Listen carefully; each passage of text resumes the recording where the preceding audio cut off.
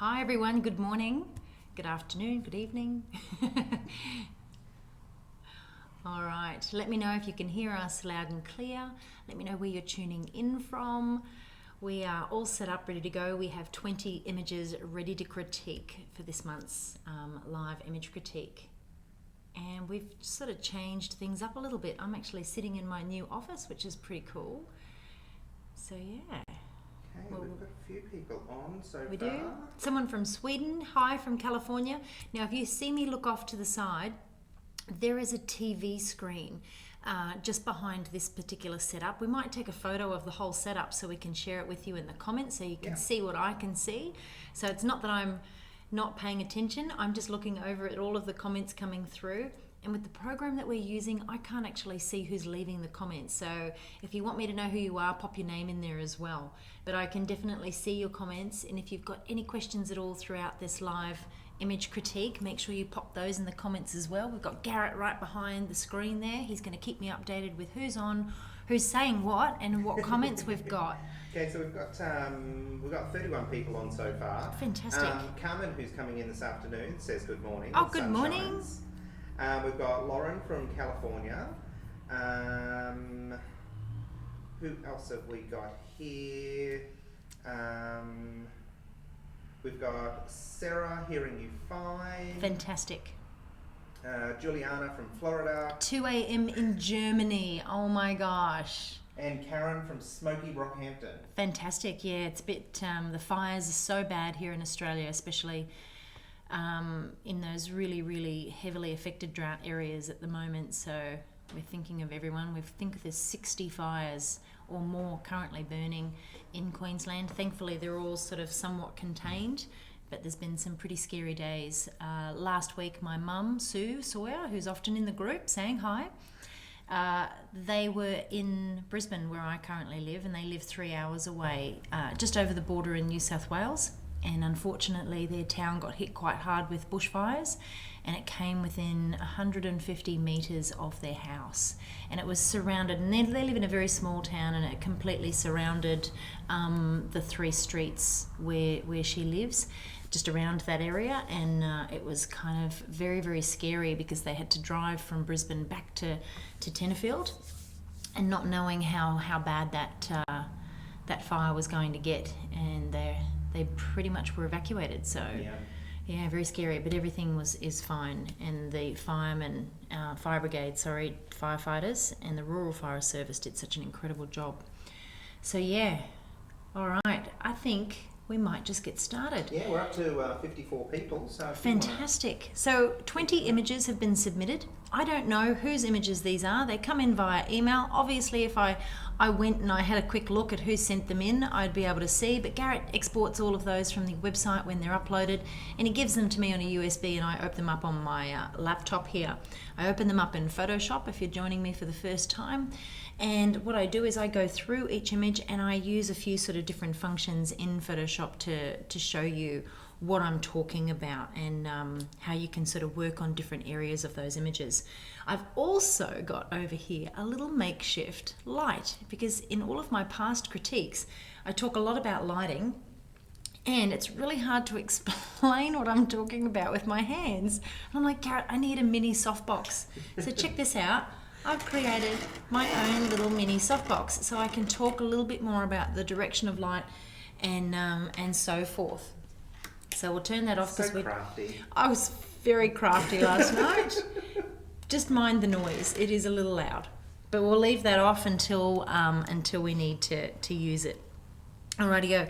So I'll start with my first image. I'm going to talk a little bit about, throughout all of these images, the composition, the lighting, the styling, the capture, the exposure. I'm going to talk a lot about retouching as well. So yeah, lots of different things that we're going to talk about here.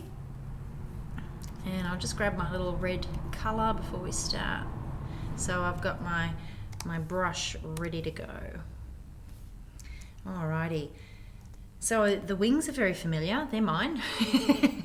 We did have a theme this month with our critique, and it was for anyone who had submitted an image into the Rise Awards. Now, with the Rise Awards, it's we might just wait for that doorbell to stop ringing. That's actually someone for out the back.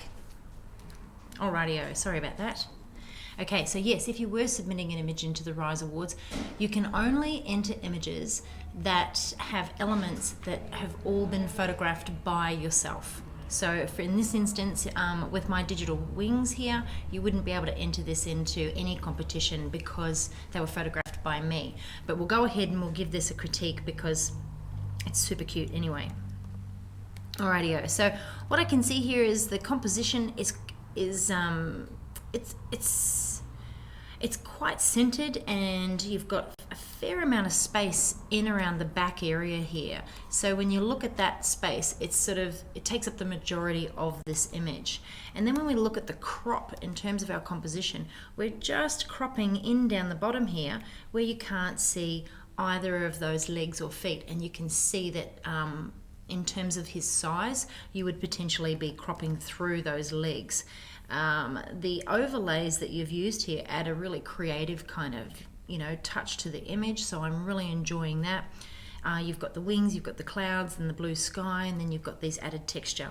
So for me, when it comes to creating an image like this, it has to look like you've created it all in camera to make it really work.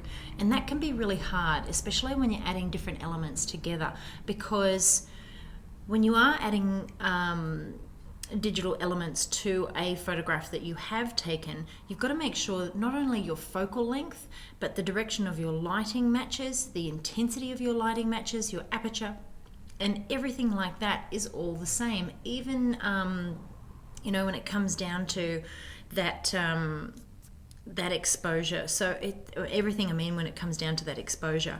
So what I can see here is the light on the little boy is quite flat. So, and not a lot of shadows here on him. He is quite sort of flatly lit, but over here you've got very, very bright highlights on the wings, and down here you've got sort of, some darker shadows. And knowing the wings, we tried to light them as flat as we possibly could with that angled light, because it then allows you, I suppose, to either enhance the contrast or increase the exposure in post-production to match your image, if that makes sense. So here what you've got to do is make sure that the intensity of the light on the foreground, the main subject, matches the background, and it doesn't quite do that right here at the moment. So you need to sort of work on that. And when you are pushing highlights like this, you have to be really careful that you're not overexposing them. So if we have a look up here at our histogram, you can see that a lot of that information in those highlights is hitting the end of that histogram, which means there's not a lot of detail there. So if we go into our curves, where we can see that histogram as well, and if I hold the Alt key in and I move this bottom slider, you can see, I'll just reduce the image, hang on.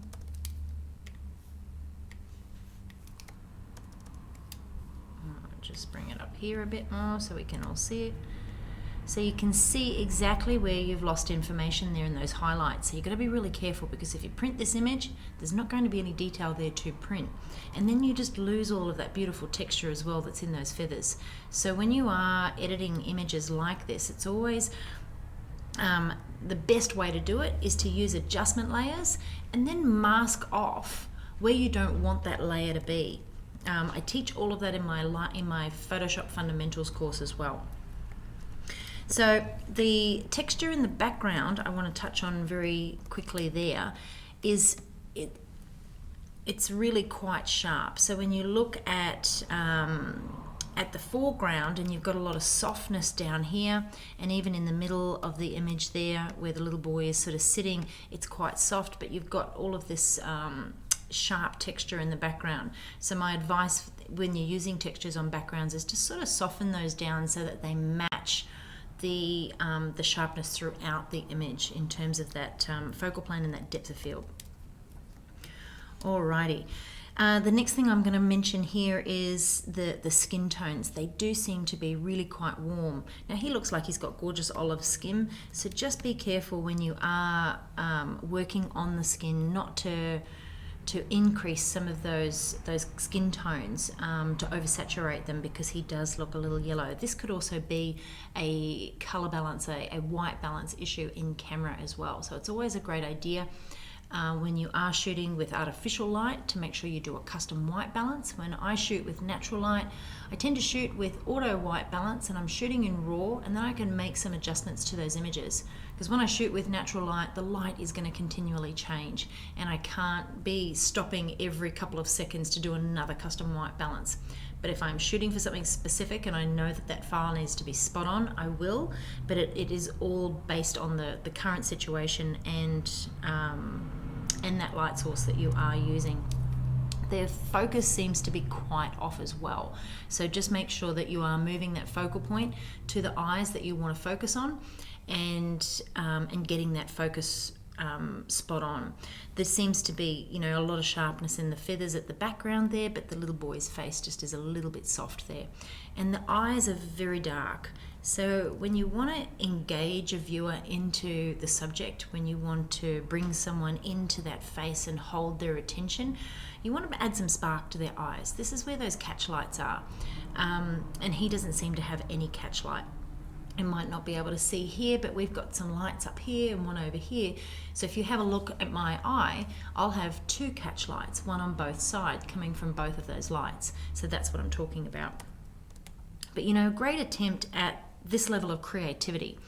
Also, the shadowing just in the back here, when you are adding in a set of wings like this, it can be hard to make it look realistic, but it's all about adding depth to the image. So it's basically taking a two-dimensional subject and giving it a three-dimensional feel when you look at this image.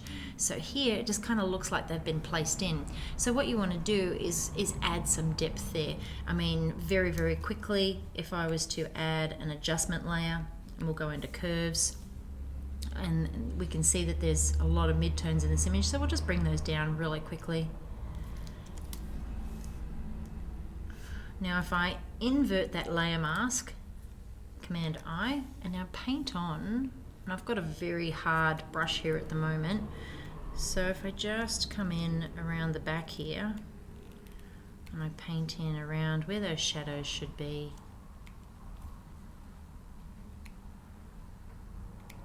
and I go up to Filter, Blur, Gaussian Blur, I can now soften. There we go.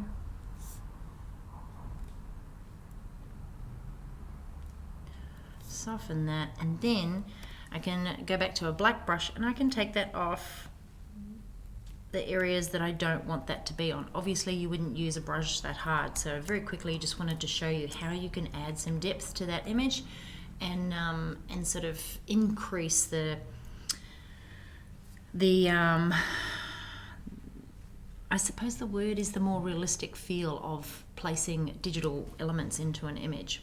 But I did really enjoy the way that you've come up with a creative concept and you've done this. I think you should continue to explore it and take some of that feedback on board and go back to redo this if you can. Alrighty, let's go to our next image. Oh my goodness, that face. Alrighty, so instantly my face is drawn into my eyes are drawn into the baby's face because it is the brightest part of the image. Well, it's sort of somewhat competing down here with the little mat there underneath it, the textured blanket. Whoops, hang on, sorry. And so just down here that is a little bit brighter, but that's okay because it's right next to the baby's face, so it is drawing me in and holding my attention.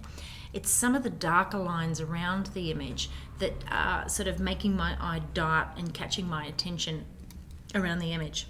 Composition is great, the baby is lovely and centered there in the frame, and you've done a great job of getting that bed square on. That can be really tricky in camera to get that perspective just right. It's this dark line at the back of the image up here. So across the back we've got quite a dark line, and that's basically coming across and then stopping, going through the back of the baby's head and then coming across the rest of the image there. So you do have to be careful when you are editing these images and trying to blend the background in with the flooring. So, and there's also some dark lines here that are really quite contrasty. So if you have a look at the textures we've got going on here, when you are styling, it is great to put lots of different textures together, but they just need to be subtle enough that they work and they flow and they don't compete for your attention. When you've got a lot of texture in the flooring down here, and then you add another texture here, and it is quite sharp, and then we've got another texture here and another texture there, another one there and another one there, and then another one in the background up here. So we've got 1, 2, 3, 4, 5, 6, 7 different textures going on in the one image, even though you've kept it all in a similar color palette. What I can suggest in this situation is to just soften down some of those textures so they're not competing against each other for your attention. So for example here, I'm going to assume and guess we've shot this with strobe. I don't like to make assumptions, but I would say that the depth of it hasn't been shot wide open, so we can see a lot of detail throughout this image. So I would probably next time shut that aperture, open that aperture up to probably about 2.8 if you can, and then focus on that eye. And then what you're going to do is soften, because of that focal plane is going to be so small, you're going to soften in camera all of this detail on the bottom, and you won't have so many textures competing against one another. So that would be my advice. In post-production, you can soften this down by blurring it, but obviously it's best to get things like this right in camera. With the background up here, the way I suppose when I'm blending backgrounds, the way that I like to do it is using sort of a combination of the patch tool and the clone tool, and then sort of blending that. But when you blend information that's in the background like that, and there's not a lot of detail, and you start to sort of add different gradients and different tones of color and shifts, this is where you're going to sort of come into trouble with a little bit of banding as well. So that's something that you do need to be mindful of when you start to blend those. But you can either, darken the rest of the background down, which wouldn't be so bad here. If for example, let's actually just multiply that layer, add a layer mask. Let's shut that, invert it, and then if you paint that on, I just want to show you just the difference this can make in keeping your eye in the foreground. Okay, so it's obviously quite dark, but yeah, if you reduce that line, it's then less distracting. I've got a question here. Do you ever use content aware to blend backgrounds and floors? Do you know, I got a little excited when Content Aware first came out, but do you know what? It's not consistent. And for me, I know I'm really quick with the patch tool, I'm really quick with the clone tool, and I want to get through my images as quickly as possible. Sometimes the Content Aware tool doesn't quite work, so I don't anymore, but when it first came out, I used to spend a fair bit of time playing with it, seeing what it could physically do, and yeah, in the end, it was just quicker for me to do it the same way I'd been doing it, because I knew that it was going to give me the right consistent results. And when you are using things like that in backgrounds, what you have to be extremely careful of is the repetition of different elements in terms of pattern and texture.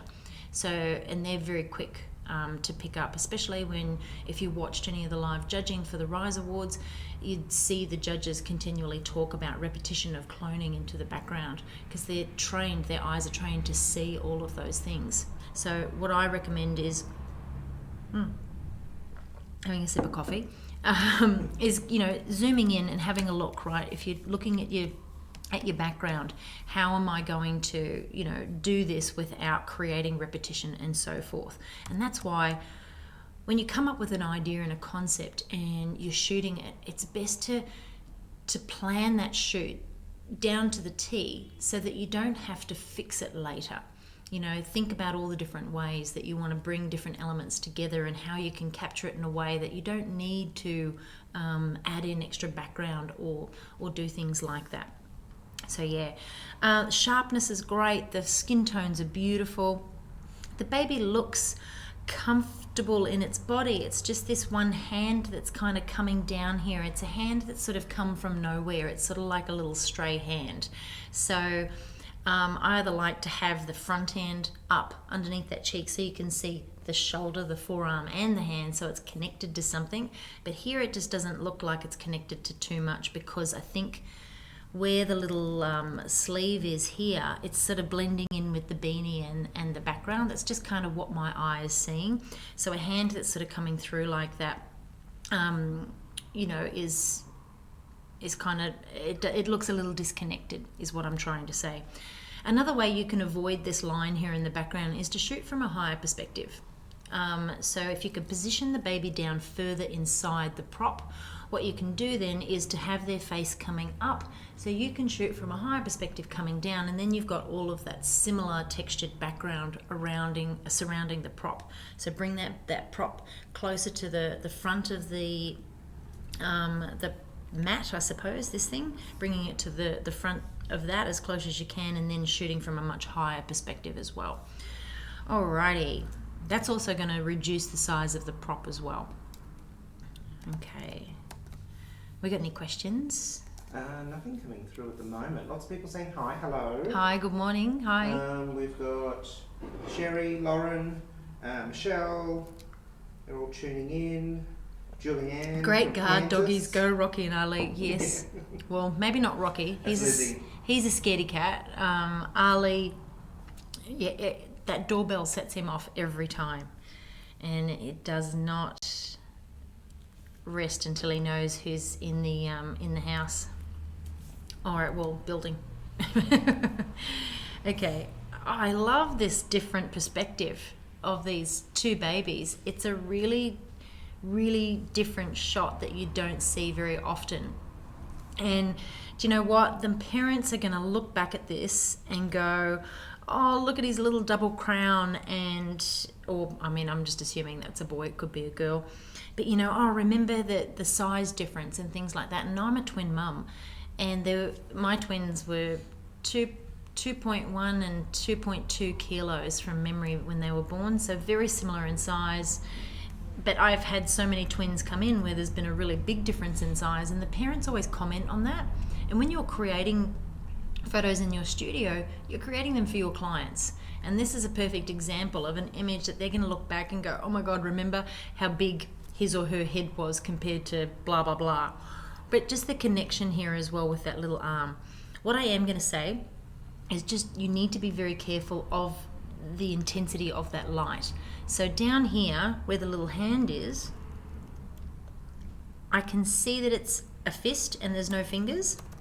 So we'll zoom in and you can see the little knuckles there. The brightness of that light coming through and the exposure have almost blended that hand with the other baby's shoulder. So you just need to control that lighting a little better so you can see more detail, and then trying to obviously get those little fingers out if you can. But I do love the connection here, and I love the crop because, you know, you could put text up here in terms of you know, little quotes and things like that, and that'd be a beautiful portrait to hang in their home. I am going to say about the focal point though, the focus is down here, so you can see where it's nice and sharp. And you know what? The two key points here of this image are either this or this. And they're the things that you need to focus on, those main focal points, the detail of this particular shot. It's either the connection or it's the little quirky double crown. But I can see that the focus is right here, and you can see that the arm and the background there is quite sharp. So you either want to focus on the connection here, bring that light down, get those fingers out, focus on the hand that's surrounding that other baby, or focus on those beautiful crowns. Also, this is very high key. I can see that it's not overexposed, but it is a very high key image. But then we've got these two really dark shadows down here. The shadow in here doesn't bother me because that's part of the connection. And that dark point is right in the center of those two babies. So it draws your eye into where the connection is. So that's not a problem. It's these two dark spots down here that drag your eye. They weight your eye down to the bottom of that image. So when it comes to, I suppose fixing that, the only way that you could do it is potentially crop it a little tighter. Oops. Up through here, getting rid of that and cropping it just below that elbow to keep that connection right there. Or, spotting those shadows in camera and using some fill light to come in and fill them, and then trying to obviously get these two little babies as close as possible. But I know what it's like when you're photographing twins. It's not always easy. So yeah, a few little things. You've got one elbow in frame over here and then one elbow coming out of frame. So just maybe come back a little more, zoom out, and you'll be great. I can also see that there could be some form of distortion here, because their heads do look quite big. If you are using a wide angle to shoot this, just be careful of that distortion. You obviously don't want to stand on something above babies with a longer focal length to reduce that distortion, but possibly doing this lower to the ground so you can stand up and have that longer focal length. Because when you shoot with a wide angle and you come in nice and close, what you're going to do is you're going to distort parts of that image, and in this case you can see that both heads are quite large. And yes, I do understand that babies' heads are 25% of their body weight, and they are quite big at times, but that is a way to kind of bring them back into perspective. But yeah, I do enjoy that high key black and white. That's a cute face. Goodness gracious. I don't know whether he wants to cry or he wants to yell. He's kind of got this look of, get that camera out of my face, or I just want to go to bed or go and eat. I don't know. He's got this kind of look of concern, and it's so cute. The detail here is great. I can see that not a lot of retouching has been done here on the face, which is what I love to see in kids. You want to see all that beautiful texture. When you over soften them, they can look sort of very plastic, and their beautiful skin is so soft anyway. You don't need to over soften it. So getting that exposure right in camera and getting those skin tones just right is really important to reducing the amount of work that you've got to do in post-production. There is a little bit of redness sort of coming down here and around the eyes and around here in the mouth. I'd probably lighten that just to kind of give it a bit more of a creaminess, but that's probably about it with the face. And that hair is just gorgeous, but I kind of want to see more of it. I do love a close crop, and that face is just gorgeous, but he's got this wonderful head of hair just coming up a little bit more, even just up here. That would be it.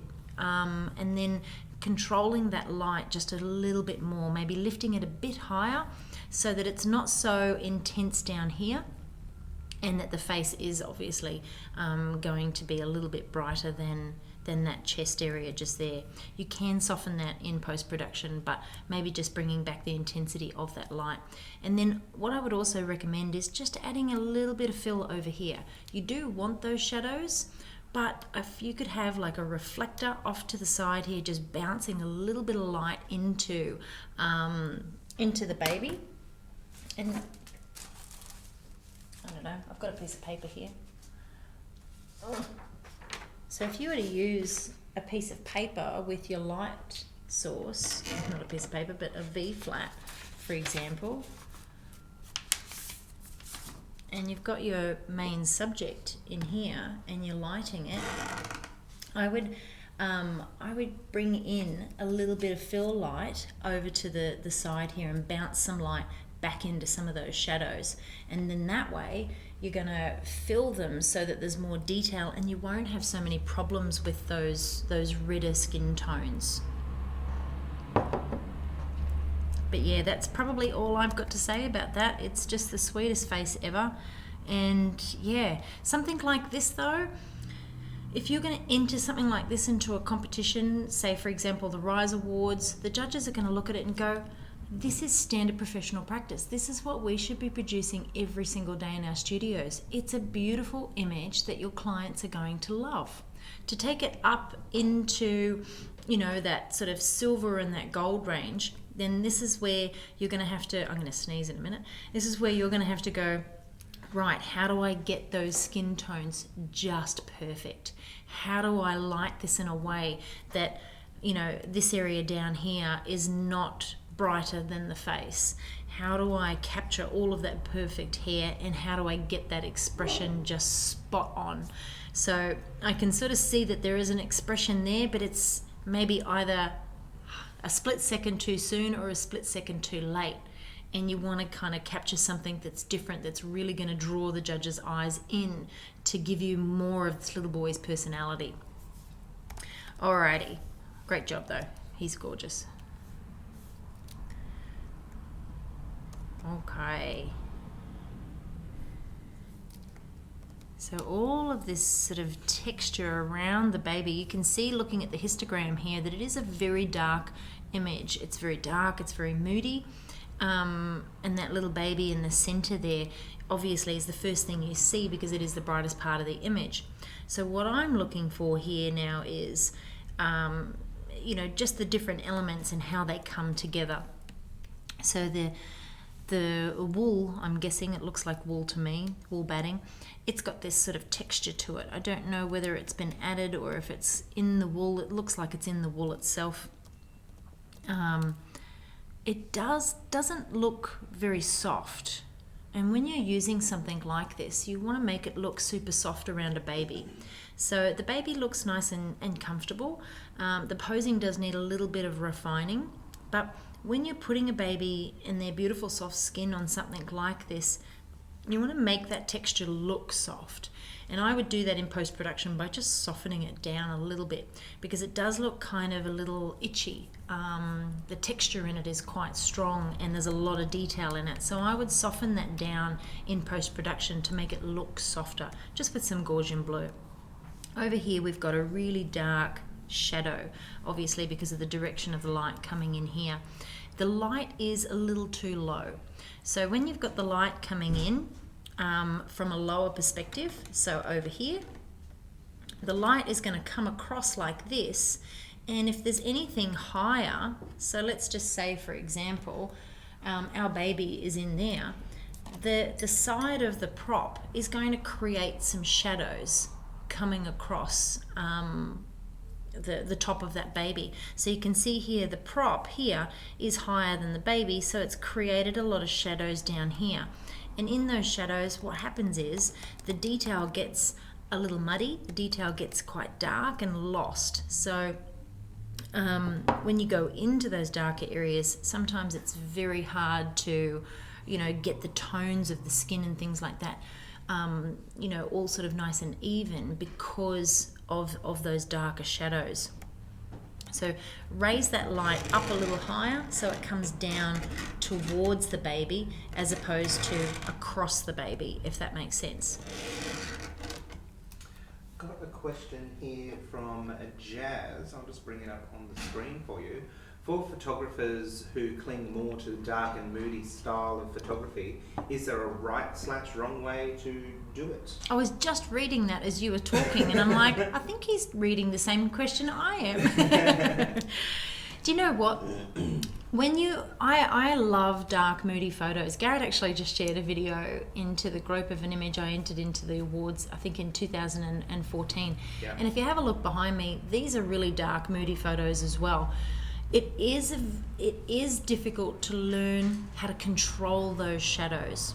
So when you think about how your camera captures light and shadow, basically what we're talking about in camera is its dynamic range, its ability to capture,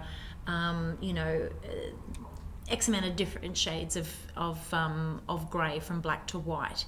So understanding what your camera can physically do, understanding how you can control your light source, and then working out where your camera angle needs to be, I suppose, in terms of capturing all of that detail and how you can fill those shadows to control them is probably my best advice in terms of shooting a more moodier look.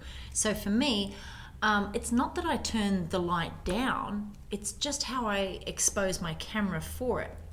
So for example, let's just say, I haven't got anything in my little cupboard there that I can bring out, but let's say I turn the light on here and I want to photograph a fairly dark sort of object. I'll grab two things here that are quite dark. I've got a black Wacom tablet and I've got a little black, I suppose, I don't know, whatever you want to call it. And then let's add, say for example, let's just pretend that this lighter object is going to be our baby for the sake of this very small demonstration. Okay, so say for example, I want to photograph this, and I want to photograph this subject from this angle. Now, if I want to give it a moody look, I'm going to shoot probably towards the light. So I might backlight this, this particular setup. So I would bring my light over and then I would shoot in towards that light. So I would capture the light as it falls across the baby. Now I would expose for the light and how bright I want the main part of that image to be. So therefore I'm telling my camera what the, I'm setting the aperture and I'm setting the shutter speed to expose for how bright I want that subject to be based on my light source, right? And I often shoot natural light. But when I do that, I'm telling my camera to forget the shadows. So therefore, when it goes to, obviously, and this is probably the simplest way I can explain it, therefore when it goes to record that, it's exposing that, but it's going to underexpose all of the shadows on this side closest to the camera. So this is where I would bring in a reflector and I would fill those shadows.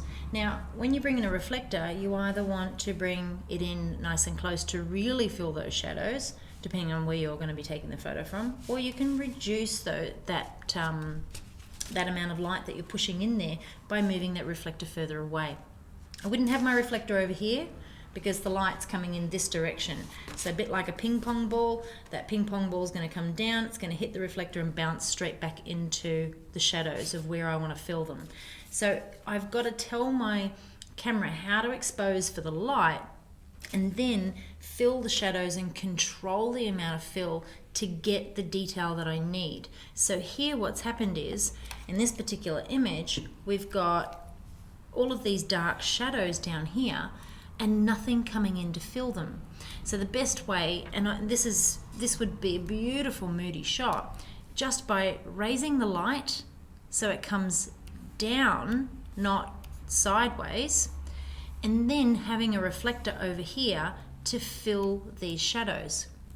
That way you're going to bring lots of detail in and that light's going to be more even, but you would bring that exposure down for the skin tones, but you would use the light to help not lose all of the detail in the background there by filling it with some reflectors. I would use large polystyrene boards, things like that.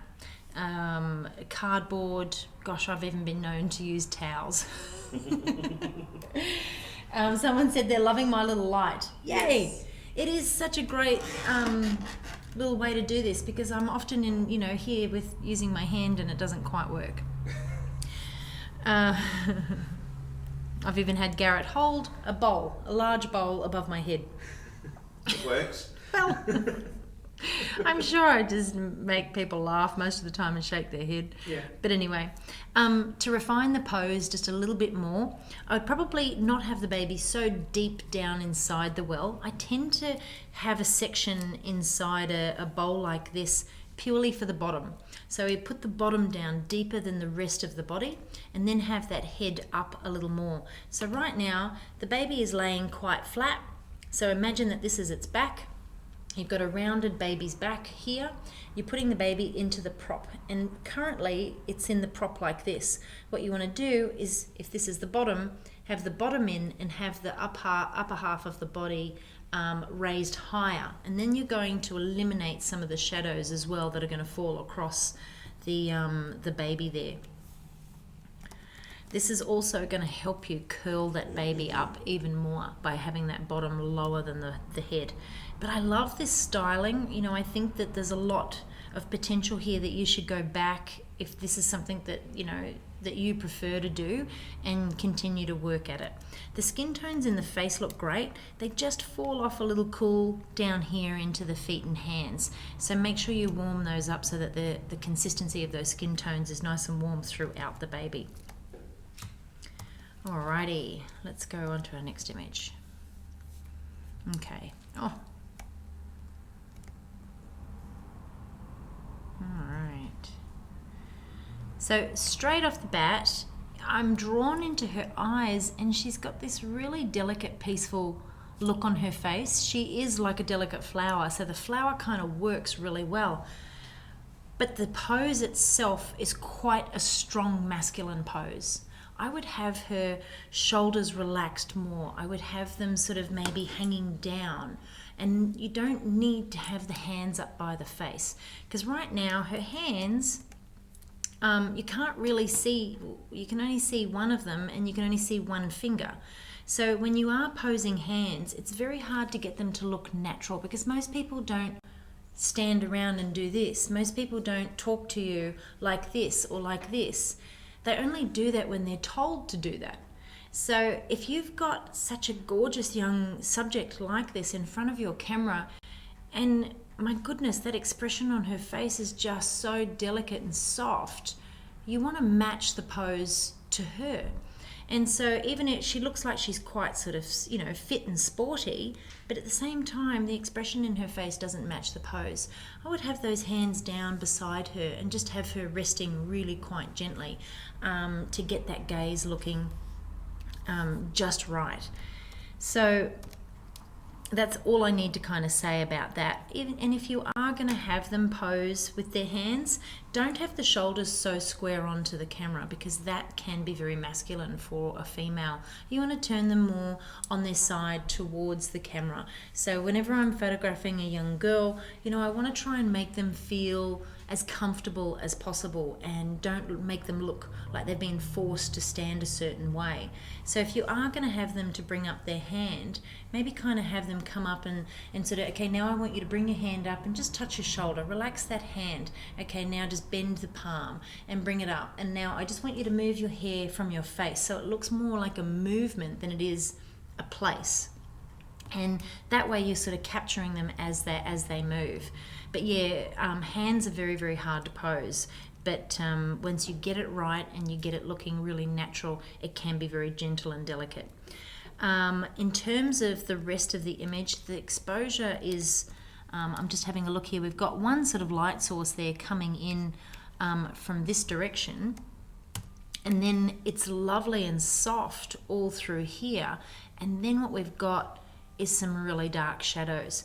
But I can see with the tones that you've used, possibly having some more fill light in here to reduce the amount of shadow that you've got will just soften this down and give it a much softer look. Because when you've got sort of fairly contrasting light like this on a soft subject and a lighter, you know, background and fabric, you can make it look, I don't want to use the word harsh, but it is a harsher light source. So just again, bringing in a reflector over here to bounce some of that light back into those shadows.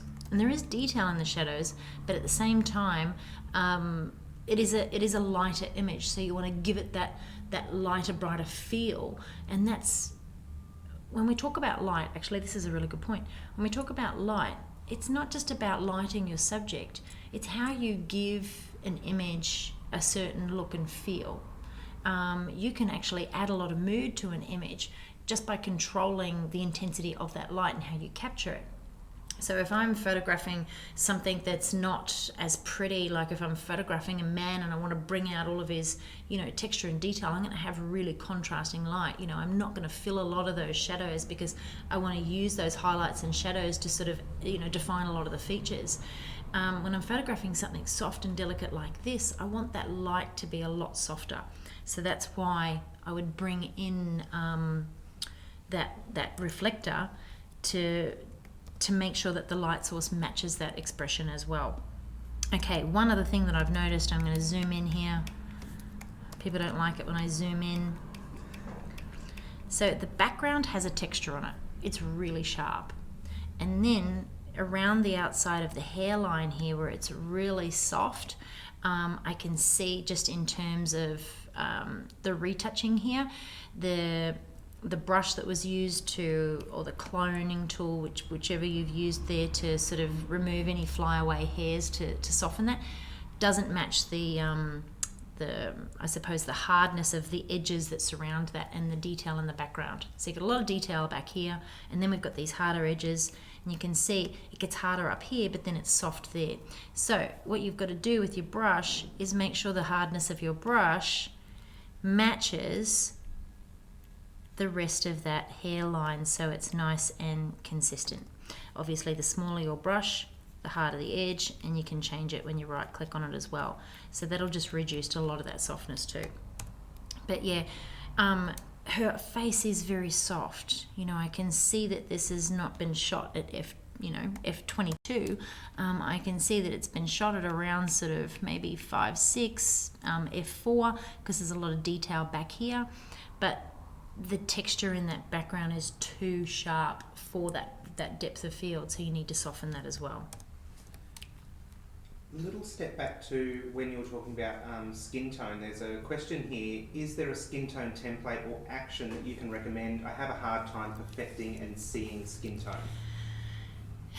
Do you know, a lot of people think that it is all about getting it right in post-production, and it's not.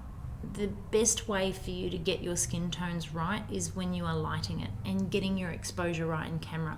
So that's getting your white balance right. It's getting that light right. It's looking at the highlights and shadows. And when we think about light, I want you to think about it from a different perspective. I want you to think about it in terms of highlights and shadows and how your camera records that.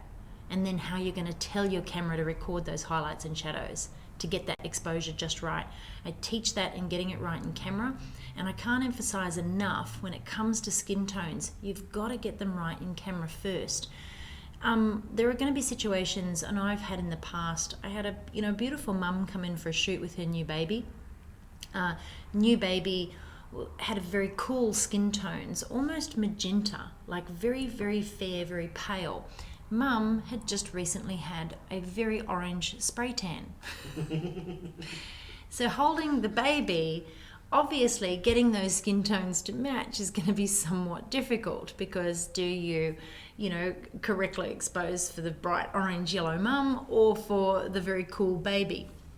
Okay, so that's where in that instance, if you've got different skin tones going on within an image, whether it be multiple subjects or one subject, and it can happen in a baby that's got jaundice, especially when they're sort of recovering from that, they can still have patches where it is a little bit more jaundice than other areas of their body.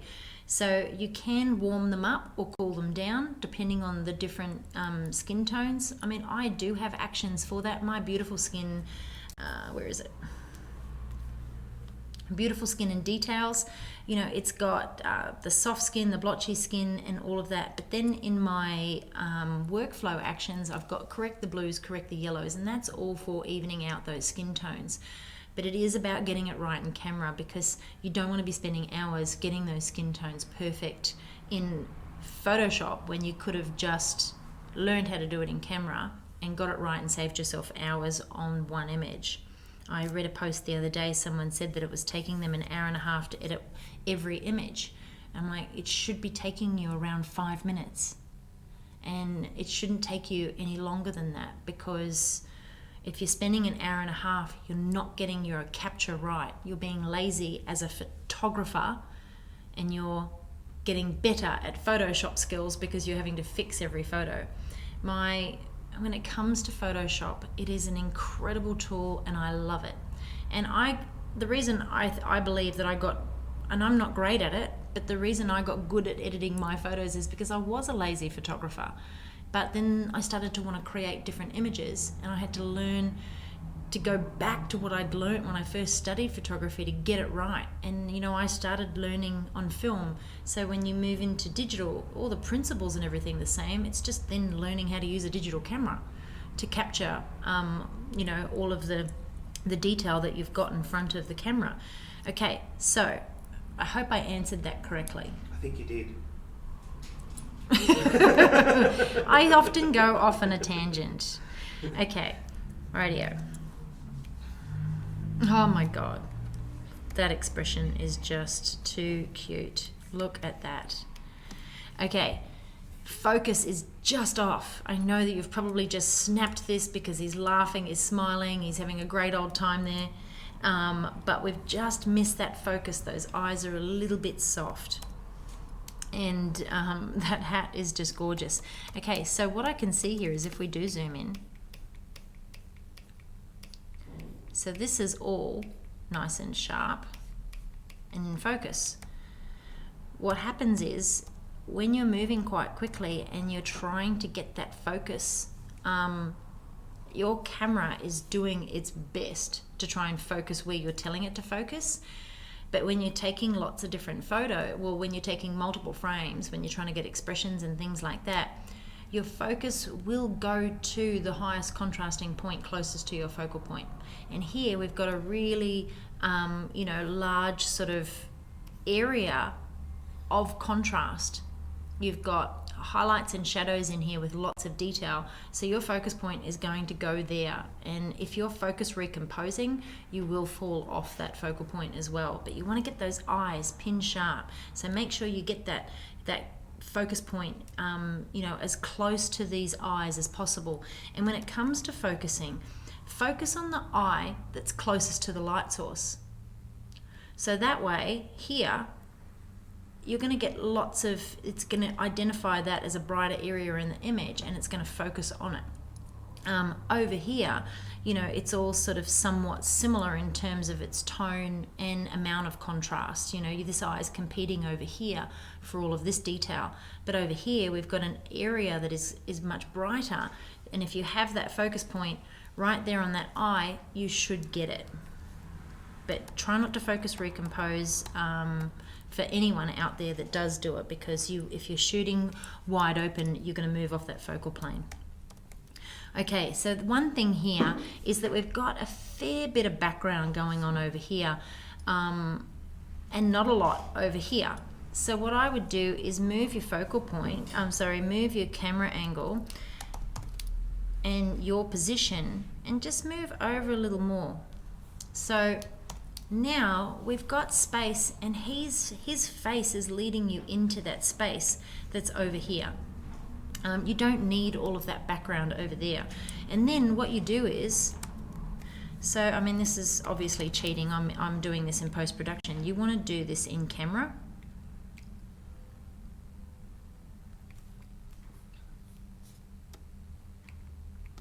Cropped a little bit of that bit out.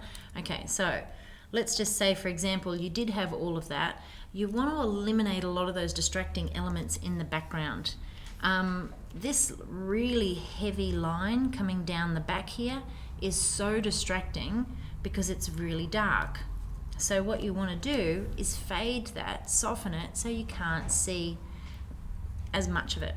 It doesn't have to be gone completely, but when you start to eliminate a lot of the distraction in your images, you bring the attention and the focus back to the baby. And then your eye doesn't lead you all around the image. There's many different ways to do it. I'm just mucking around here really quick, and you can remove a lot of things that draw your eye away from the baby. When you have a seamless background, your focus point should be on the baby. So if we take a snapshot, So we've got a lot going on, a lot of busy details and leading lines, bringing your eye out of the frame. We've got 1, 2, 3, 4, 5, 6, 7. There's another line here, 8, and then you've got another big line going straight through the back of the baby's head. You want this baby to stand out, so that's why you want to eliminate all of those distracting elements and draw your attention back into that baby. Just be careful of that crop. If you are going to crop through part of the image, make sure that you get rid of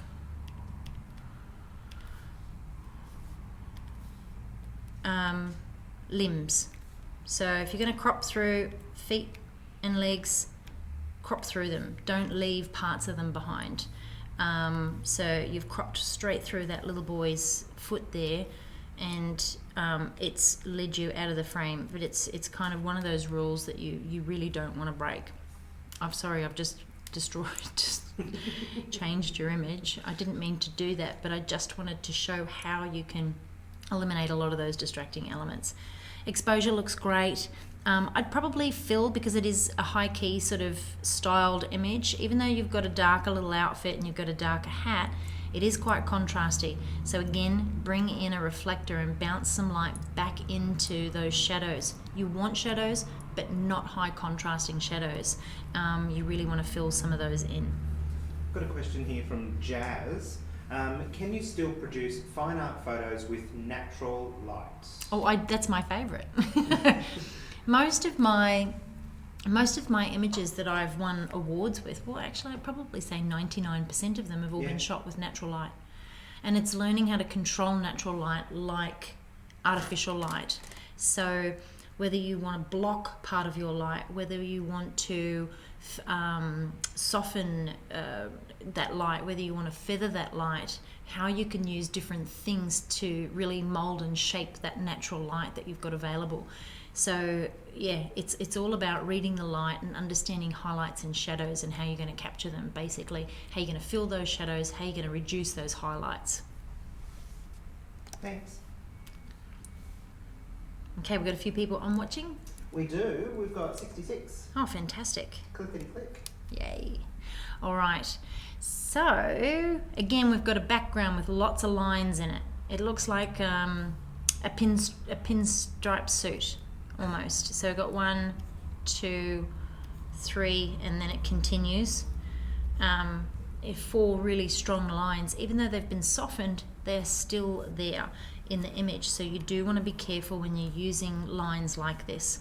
When it comes to using a background, I've got one that's really similar to this. So what I do is I bring the prop as close to the front of that as I can, and then I position the baby in a way that I can shoot from that higher camera angle. So for example, if I set up my little, say for example, this is my floor and my, can you see? Yeah, I will. Sorry. Just bring up another view. 1 second. There we go. Okay, so this is my prop. Okay, if the baby is sitting quite low and the face is somewhat pointing straight or down, then you've got to get down to capture that baby. You've got to get down and shoot square on, which is what we've done here, because the baby's head is kind of lower in the prop. Now, if the baby was more elevated in a prop, then you've got to shoot from a higher perspective so you can come down. So for example, to eliminate that wall at the back there and the line where it meets, you bring your prop closer to the front of the backdrop that's on the ground, and then you shoot from a higher perspective. So when you're shooting, you're capturing the background, you're not capturing the wall. So when you're looking at your frame, when you're taking that photograph, you should only be able to see all of the flooring, not that wall. Because if you tilt your camera up, you're going to see the wall. If you tilt your camera down, you're going to see the floor. So you're going to position that baby in the prop so it's on an elevated angle coming up, so you can shoot down to capture just the flooring around that baby. Then what happens is, if we go back to our image, when you're shooting from that higher perspective, you reduce the size of the prop. I don't have anything here that I can show you to sort of compare, not that you want to compare, but if you have a look at just how little that baby is, and now you have a look at how big that prop is, it's the main focus of this image because it's the largest part, and it's made more prominent because of the lighter background being a darker prop as well. There's a little bit of contrast there. So if you shoot from a higher perspective, you're going to reduce the size of that box, and because you won't see as much of it, and the baby's face will be closest to the camera if you're shooting down like that, and then the prop will be below the baby. So to make that baby stand out more within this image, you want to remove all of the lines, you want to shoot from a higher perspective and get that baby upright a little more, which means pushing their body down lower inside that prop so they can come up higher. I do love this little dangling arm, but what you've got to be careful of when you do have that dangling arm is when the blood runs down to those fingers and the circulation somewhat changes because of the pressure on the side of the prop, the skin tones will change. So you just got to keep those skin tones nice and warm down there and remove some of those reds. Now this baby looks like it's got darker skin. So when you are exposing darker skin, you don't want to make them look a lot brighter than what they actually are. I can see it is quite bright in terms of its exposure, and you've got a bright arm over here, and a lot of the highlights on the face are really quite bright in there as well. So just either pulling that light source back further away and reducing it, or just bringing down your exposure a little bit there as well. So one other little thing is when you are sort of cropping and getting that camera angle right, you're either going to crop through a prop like that, or you leave the bit that you've just cropped out. So just be careful not to crop out, you know, little bits like that. You're either gonna go for it or not. So it's like it's just missed it there in terms of that crop, and that horizon is off just a little bit. It's one thing probably I'm a little picky at, but if we look here at that horizon line, if I just drag that up, you can see that it's coming straight down on an angle there. So just getting that horizon line right in that camera angle. But obviously if you shot from a camera angle much higher, you wouldn't have that line going through the back of the image. I hope this is being helpful. Super helpful. Lots of people saying how much they're loving it, and they always enjoy it every time they manage to get one of the lives. Fantastic. Critiques. So an image like this, just be careful again of that direction of light. It is quite a bright image, but we've got that dark prop there, but we've got all of this light coming in from over here. One way, I'm not sure if this is natural light or artificial light, but a lot of the light is hitting the floor right there. It's brighter than obviously up here and down here, and I'm not sure if you've darkened that down in post-production, but if you are using natural light and it's a floor to ceiling window, just block off some of that light. Maybe block it off to the height of the prop, so that the light comes in and hits the baby and the light's not coming in down here. When you are shooting on a bright floor like this, if this is artificial light,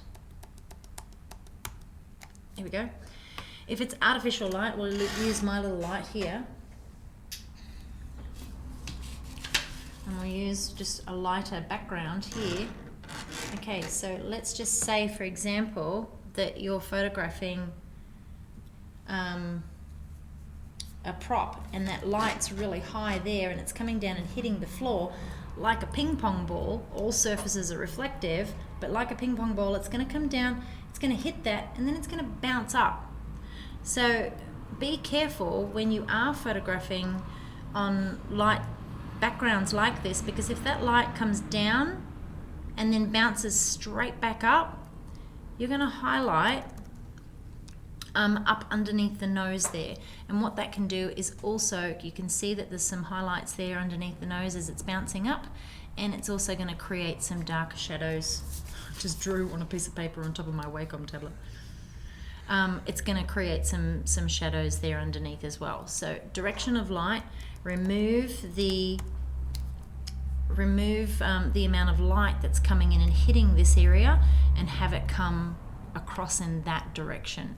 So whether or not it's just positioning and angling your light differently and feathering it so that you're controlling how much light comes across the prop there itself.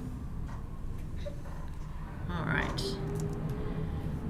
I probably need to get a wriggle on, do I, Garrett? Well, 1 hour and 5 minutes. Oh, cool. Okay. We've got a I can very special talk. I'm shoot so this sorry. afternoon. I do. Okay.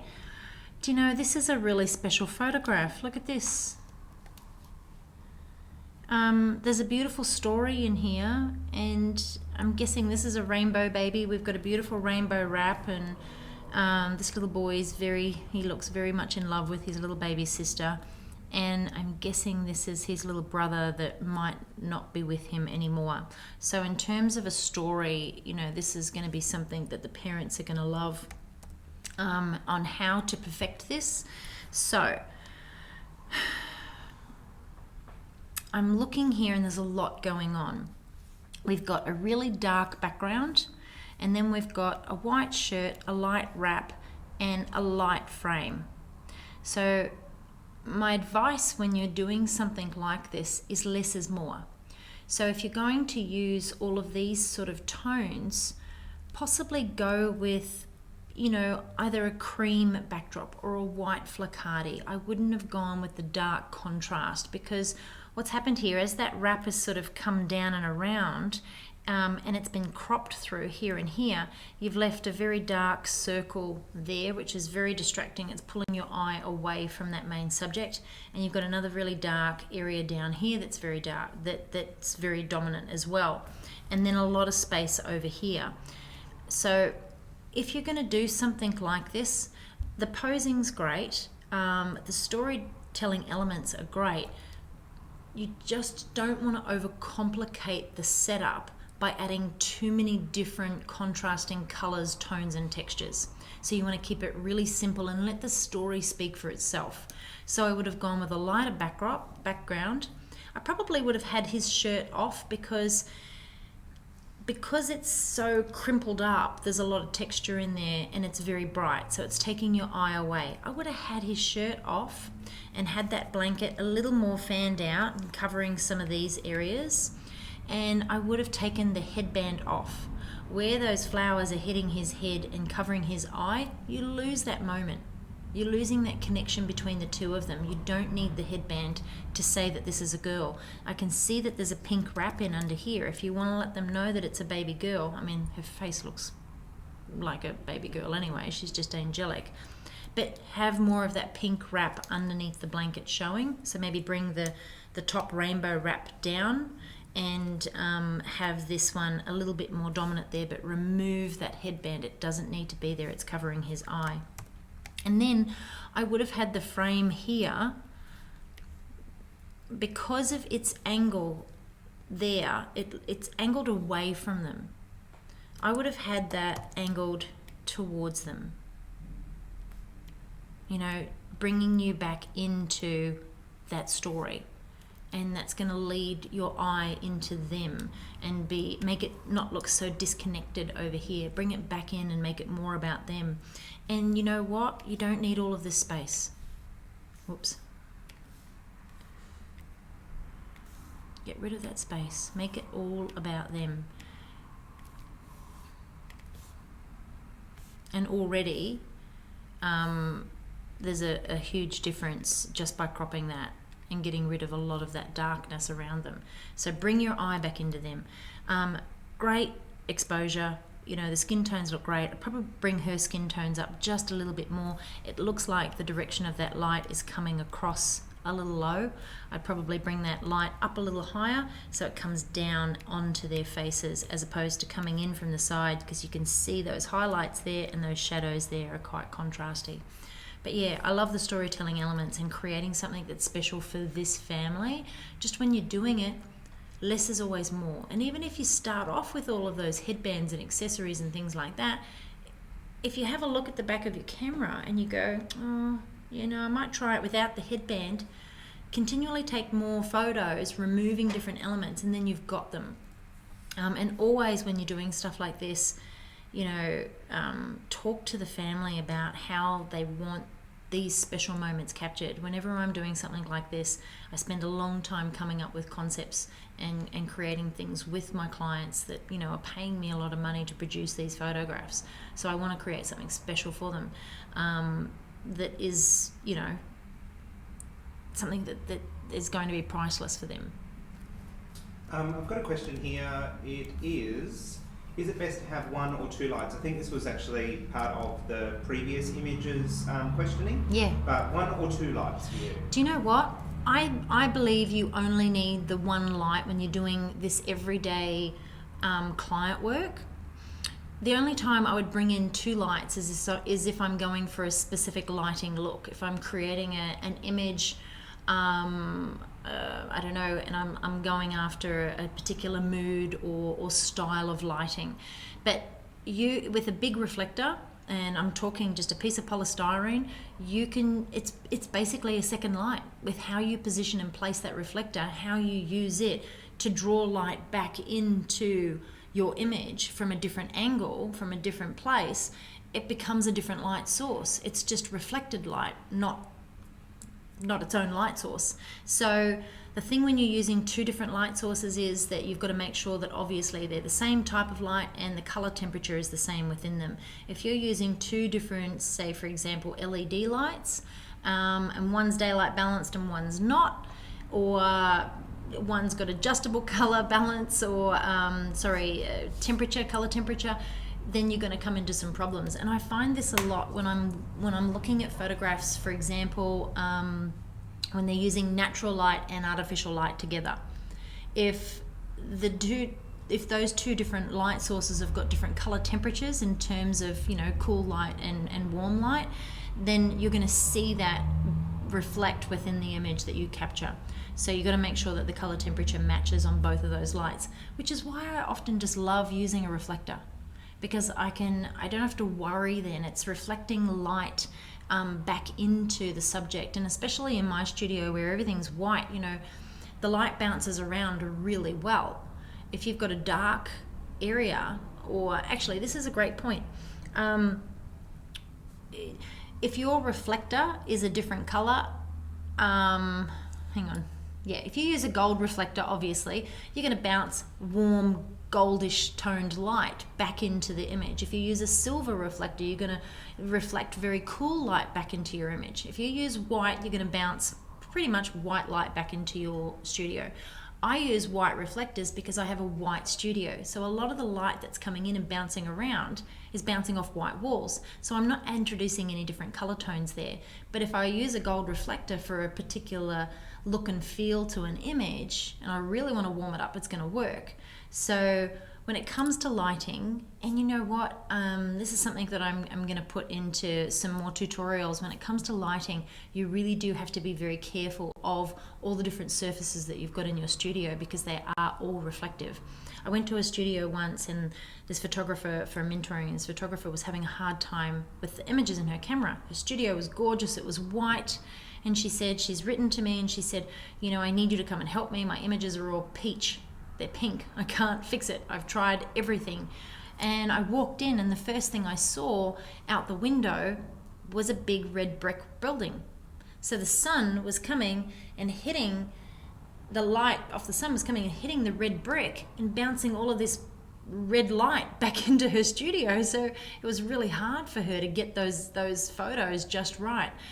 So you do have to be very, very careful of all of those different things when you're considering the amount of lights that you're adding in, and why. Lights can be expensive. A piece of polystyrene is really cheap. Next image, please. Gary's giving me the hurry. Oh, look at all these beautiful flowers. Do you know, this is lovely. There's a few things, and I'll start to sort of get a little bit faster here with what I'm talking about. First thing I noticed is how much yellow is on this side, and the baby doesn't seem to quite be in the center of the frame. So if we look at our composition here, the baby's in the center, but we've got the prop in terms of the way that it's angled.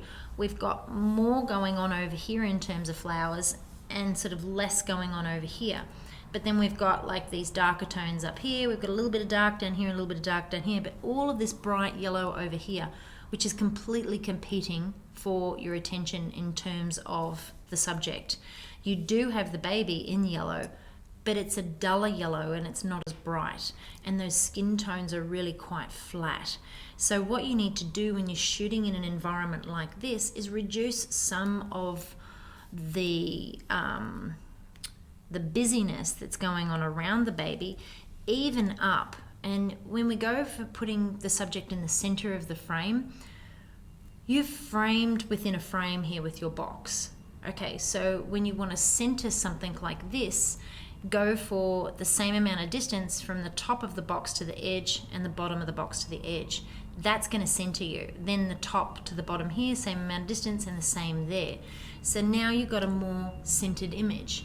And you've got less yellow going on over here, and the baby is now larger in the frame. So that's something to be very considerate of when you are, creating beautiful pieces like this. I'm not saying there's anything like wrong that people won't love this. I'm saying from another perspective, you really want to make that baby stand out, and you want it to be the main focal point of this image, the hero of the shot. But when your eye is continually brought back to those subjects, to those flowers, then you're losing the impact and that main focal point. Also, with the baby in the center of the frame here, down sort of quite low there within the box, that yellow ribbon is just kind of going a little flat and grey down there. So I would possibly have had that bow on this side because the face is turned that way. So that way, if the bow is going to be a feature, I would have it over here, and I would have probably the hands pulled in up here. The wrapping is lovely. It just looks a little loose. So when you're getting those hands up underneath the chin, this arm looks like it's quite high for the hand to be all the way across there. So when you're wrapping, you want to bring those hands in on the chest like that. And then once you've got that wrap complete, then you can bring those hands out and have that chin sitting on it. So getting those elbows in on the chest and down, tucked in, but obviously not doing it too tight so that they're putting any pressure on that chest. But yeah, the styling, just warm those skin tones up and crop that in a little closer.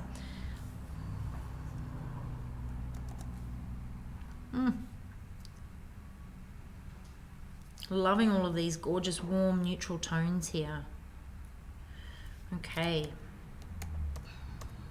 All right, so the first thing that I'm looking at here is the baby's face in terms of the color tone. It's really quite sort of muddy in terms of the redness, and it's gone into sort of some of those cooler tones within those darker red areas. So when you don't get the exposure quite right on the skin, it is very difficult to get those skin tones perfect. And sometimes when the skin's a little darker, you end up having to lighten those skin reds, and when you reduce the amount of reds, it can start to look a little grey and flat. With this particular image, I can see, there's my little pen here, don't remember on there, the light coming in. So it's coming in and it's hitting obviously this part of the area. So the direction of that light is coming in that way. So over here you can see where that light is falling off because it's darker. What I would suggest is, instead of having that light coming in and falling, and I can see that the main intensity and the direction of that light is hitting here, I would have that light sort of, if this was the prop here, it looks like the intensity of the light is coming down directly on top of that prop, like that. So you can sort of see where it's hitting the floor in front of the prop. What you need to do is kind of lift that light and then just slightly feather it. So the edge of the light that's feathering off the edge of the softbox, is going to come and fall across the top of the baby, not so much be pointed directly down onto the subject in that floor in terms of the intensity. It's going to soften some of those shadows, and then you'll be able to expose more so for the skin, because you won't have to worry about overexposing the flooring down here, because you're reducing the amount of light hitting that area, if that makes sense.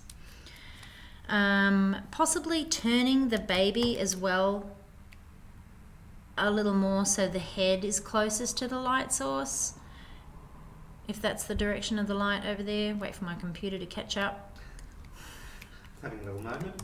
Yeah, it's taking its time. But yeah, now from a compositional point of view, from here, so you've got your light source coming in from this direction still. Obviously the direction of the light and the baby's changed because I've rotated it, but if it's going to come across, it's going to feather across now the baby's face. You're exposing for the skin tones, it's the closest thing to your light source. But our eye reads left to right. So now if I bring up my rule of thirds, and we'll go, what are we going to go, 4, 5.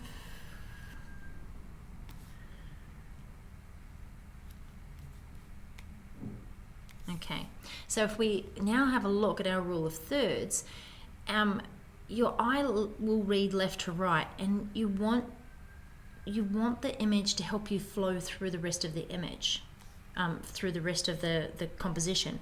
So here, what we've got is, I'll bring it up a little bit bigger, so you can see these main axis points where they cross, these intersecting lines. Where the baby's head is, you want the top of that head to lead you now, the body, through the rest of the frame, and then the rest of the basket brings you down into the rest of the frame where that negative space is. So when you think about that camera angle, get your body right above the baby, get into the direction of that light right, and then rotate your camera to position the baby in the frame to exactly where you want them in terms of leading your eye throughout the composition. Does that make sense? I think so. Hope so. Alrighty. I do love the styling of that image. Okay. Alright, so all of these beautiful pink tones here work really well with the background, the wrap, and the flower. What I'm really struggling with when I first look at this is that I kind of want to move my head to the side to look at it. I don't really know how it should be cropped or positioned. So this is another situation where getting that camera angle is just right. So we could try like flipping the image. If we go, let's go counterclockwise. So if you were to photograph it sort of more landscape square on, that's probably where I would start with an image like this, especially if you're going to crop it in so tight. But then I would probably rotate it a little more to be a bit more upright within that landscape horizontal framing. So it's like the wrap and everything is great for this setup. Just need to position that baby's head a little more. So at the moment it's kind of off to the side. So it looks like there's something in behind, oops, no, that's not all I want. It looks like there's something here underneath the baby, right? So that's kind of pushing the baby's head that way. What you want to do is bring the support down in underneath the baby's head to lift it back up to where you want that head to be. So when you support a baby wherever you've got them positioned, so for example, if you want the baby, my chair goes back, if you want that baby more upright, then what you need to do is make sure that there are supports on either side of the back of the head here, so it can't roll from one side to the other. So that's where you position those supports. With the baby kind of curling over here and looking like it's going onto its side, possibly you needed to just come back a little bit more and just rotate that camera so that you've got you know, the baby's head up a little more upright in frame, but you've got more room around it. So yeah, just be careful with those camera angles. All right, in terms of the direction of the light, you know, the baby is lit quite well. The light is coming down from here though, and we can see these shadows here underneath the nose. The light is very, very bright, so the intensity of it needs to be softened. So you either need to bring that light further away, or feather it more across the baby. So for example, it looks like at the moment that it's coming in, you know, quite sort of bright and hot there on top of the baby's head. You might just need to bring that light up, back, and then feather it more across the baby so it's not so directional pointing, so that the full intensity of the light is coming out onto the baby. Soften it a little bit by turning it away from the subject. You can see by the hot hands here as well just how, you know, bright that light is coming down there. When you do overexpose hands like this, it's very hard to bring detail back into them. So let me just get rid of these red dots. If you do want to obviously bring some detail back there, there are some ways very quickly. You can create a solid color adjustment, and I've just selected the skin there on the top of the head. I can multiply that and invert it, but you want to avoid this in camera by getting the direction of that light right. So you can bring some detail back into the hand there to match the rest of the body. And I've just done that really quickly, but it takes those bright highlights away so that your eye's not drawn to the hands, it's drawn back into the face where it should be. I'm not really sure what the flower's there for. It is lovely, but it's kind of right on the edge of that crop, so possibly bring it up into the image, or even down in here into the shadows to sort of help with a little bit more of the styling there. It's a fox. Look at that, that's too cute. Alrighty. Okay. First thing I'm looking at is the light source coming through here. We've got this baby down. I think, gosh, this could have just... There's so much potential here. I think this could have been so fun. Okay, first thing, let's talk lighting. So we've got the light coming in across the baby here. We can see the direction of that light just purely by seeing where the shadows fall. So the light's coming in, it's quite contrasty, it's not very soft, and it's lighting this part, it's lighting this part, it's lighting here, it's lighting here, and it's lighting here. It's not an even consistent light, and it's really quite contrasty. What you want to do is light the face. Look at that expression, but that smile is getting lost in those shadows down there because the direction of that light just isn't right. So I can see here that we've got the light kind of coming across here. So you've got your head up here, but it's missing the shadows down in here. So it's just a matter of coming up a little higher, directing that light down more into those shadows when it's deep like this, but pulling that light back and softening it. And then obviously rotating the baby as well. So I would have just rotated the baby a little bit more so that the head was upright a tad in the frame here so that the light could fall a bit more. I mean by...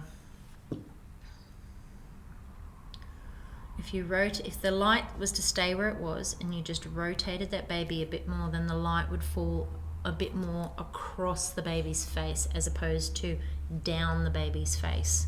So that's kind of what I'm going for there. With a prop like this, you do have to be really careful, like I've said before, with the direction of that light, because it can create a lot of shadows and it can be very hard to get nice, consistent, even light across the baby. So when they're down deep like that. So just keep going back to the studio before you've got a baby in, and when you've got a concept and idea for a photograph in mind, set it up, put a loaf of bread in there, put a doll, a fake baby in there, put something in there to photograph so you can get that light just right. There's also some really cool tones going on here in the skin, so you want to make sure that it's nice and warm. That baby, this image actually has quite a cool feel to it. So you want to make it a little warmer in terms of that exposure. We've got some really dark shadows going on down here. It's very contrasty. You know, you could even crop a lot of those out. You don't even need them in camera in post-production, you're going to reduce the quality of that file drastically if you are continually cropping your images in post-production. But yeah, get rid of all of that darkness around the background there and make it all about the baby. So, you know, just even cropping like that, it makes it more about the baby. But get that in camera. I can also see here your camera angle is quite low. So if I'm looking at the image here on my screen, you know, that's the camera angle. You want to get up a little higher and move around more to the top of the baby's face. So that way the head is closest to the camera, because at the moment this part of the baby is closest to your camera. So you just, and it's the main focus point for me at the moment because it's the brightest part and it's this little fox. So this is the photo right here. You want the photo to be about the baby. Move your body around so the head is closest to your camera. Get into the right position. And if you're not sure, just move. Take photos from different angles as you're learning those camera angles. But in terms of composition, for me, when I'm using the light to draw my eye to the subject, the baby's head needs to be closest to the light source. When I'm getting that camera angle right to draw the eye to the subject, the baby's head needs to be closest to my lens. And they're those sort of the two main rules that I'm going for when I'm trying to draw the viewer's eye into the main subject, which is that baby's face, especially when they've got a gorgeous little smile like this. All right. Too cute. I do have a very giant white flower like this. Okay, I'm loving the expression here on the baby's face, but the baby's not looking at the camera. First thing I've noticed is that it's looking just below the camera, so someone's trying to get that baby's attention and getting it to laugh and smile and do all of that. If you've got a parent behind you, they're going to always look at their parent. Always. When I'm photographing a little one like this, the only time I have the parent with me is when I feel like the baby's really shy or, you know, they're going to cry. But I usually, if I can build, you know, some trust between a little one this age, I'll just sort of say, you know what, this is my time to play. It's time for you to relax. Go sit down, enjoy. This is going to be lots of fun. And I only bring them over if I need to, and I'll set the tone for that at the beginning of the shoot. Do you know what? This is going to be so much fun. I've got some great ideas in terms of how to, you know, capture your baby today. Then we talk about color. We talk about styling, and I'll say to them, you know what, when I'm taking photos, if I need you to come and help me with, you know, getting some different reactions, I'll ask you to come over and join me, but this is your time to sit, relax and enjoy this experience. That's the best way I can advise you to get them to not be jumping up and down behind you, because it can be really distraction in terms of getting that connection with the camera. When you're doing something like this with a large prop, the first thing I've kind of noticed is a lot of these really hard edges, if you're cutting petals out, you know, get that softness right. In post-production, you can fix them, but you know what? Go back to your flower, soften a lot of these pointy edges. You can see here where there's scissor marks and things like that. You don't want, you know, anything looking sharp or jagged. Soften all of the edges on props like this, and yeah. Otherwise, I think it's a great job. You've got, you know, some good control there. I can see that we're almost losing some detail there in our highlights, which will be down here in these areas where it is quite bright. But you've done well to kind of keep some of those highlights within that range. The skin tones, they're just a little pink, so you might want to warm those up. But it's the light that is really quite flat here. So you can see, I can see, when I come in and I look at the baby's eye, that light there, it's pretty much, it's pointed directly at, you know, the subject. And because I can see it kind of sitting there in the background just off to the side. So the full intensity of light is now falling across the baby and this subject. You've got some shadows here, but there's not a lot. You really want to add some contrast here to give it some depth and dimension. It is looking really flat. So what you want to do is kind of add some contrast. I'm looking at the baby's face here. I'm going to push some of these shadows. I'm going to push some of the highlights. I'm looking there. I can see that those reds are really quite bright there. So I'm just going to bring it back to where I'm not losing any detail. Just some of those highlights. Now,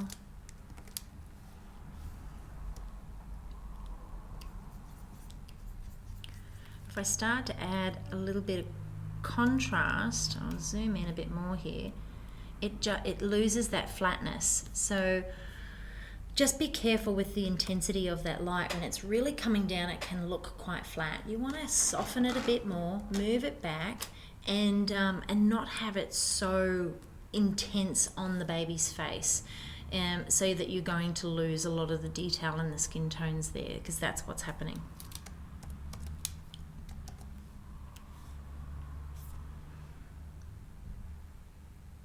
Alrighty. Well, this is kind of cool.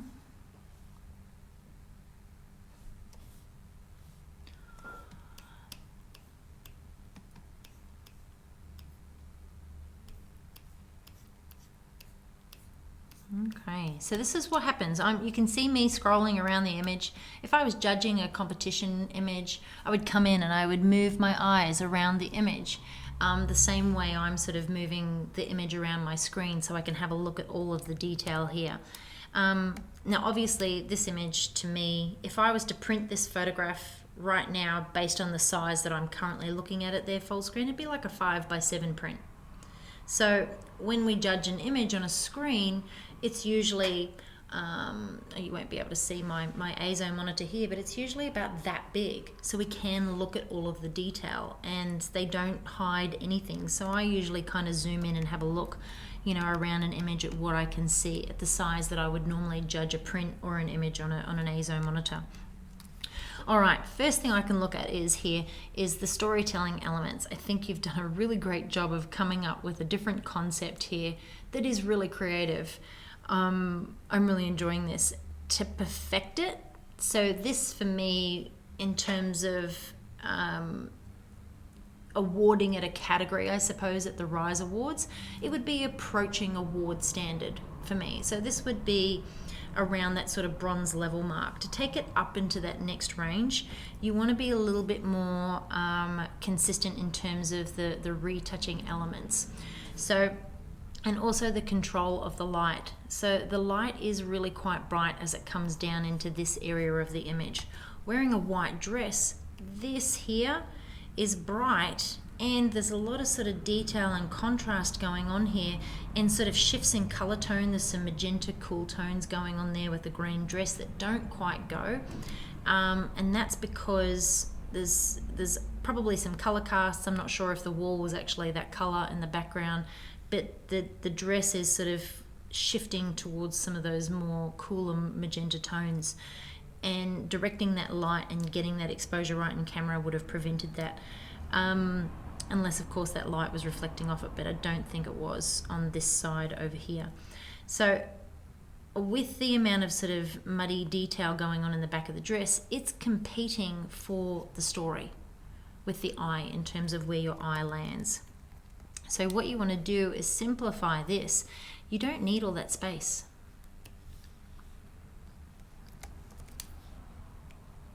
You've already cropped off the bottom of the easel. So here's your story. You don't need everything else around it. I mean, you could even crop it down to sort of more of an 8:10 ratio.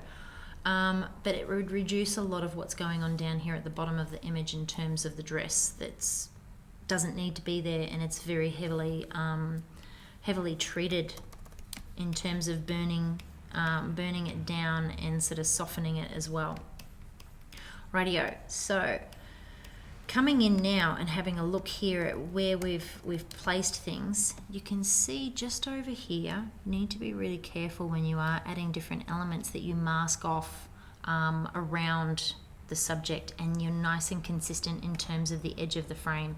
So your edges are really quite sharp, and then over here, whether it's been feathered and placed in, or it's been masked off from the texture in the background, that edge just needs to be consistent because it's soft here in the foreground, but it's sharp over here in the background. So when you feather around the edge of something, when you're selecting it, just make sure that the amount of pixels that you're feathering it matches the edge around the rest of the image, if that makes sense. It's like replicating focus. Like, Yeah, so it's that depth of field, depth of field. focal plane, all of that kind of stuff. So, because she's really quite sharp and got some very sharp edges here, and obviously you want to draw your eye in by not having all of this just as sharp, you want to soften it. But when you look at the amount of detail that's in the texture in the background, it's not consistent with that depth of field and focus. So just be careful with that, because it is, when you're trying to soften something like that to make it less distracting, it's become distracting because it doesn't fit, it's not consistent throughout the frame. Some of these highlights on the dress, just removing some of those and making them a little less visible, purely because they don't need to be there. Some highlights are great because it shows the texture in the dress, but you don't need all of those highlights. Anything like that that's distracting is going to draw your eye away from it. And because there's so much that you need to see here, like she's painting a picture of herself, you know, this is obviously your main focal point here because this is really nice and sharp, and she seems to be just a little bit soft up here. If you look closely, she's softer than the texture in the background, so you want to make sure that she's nice and sharp as well. I do love, though, the attention to detail that you've placed, you know, with the hair and all of that and what you've done. There's so much potential here. Just remove everything that doesn't need to be there. And you know what? The red brush, change the color of it. I would make that brush the same color as the arm of the chair. And give it, you don't need red. There's no red anywhere else in the image. Really soften it out. And you know what? Show us the paint. Where is the paint? Artists are meant to be messy. Show us a bit more about the environment if you're going to keep it in. So yeah, a few things to consider there, but I think that you're onto something, and you should definitely go back and revisit it. Oh, that's cute. With a baby's face.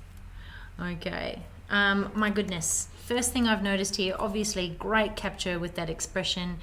The direction of this light is slightly off.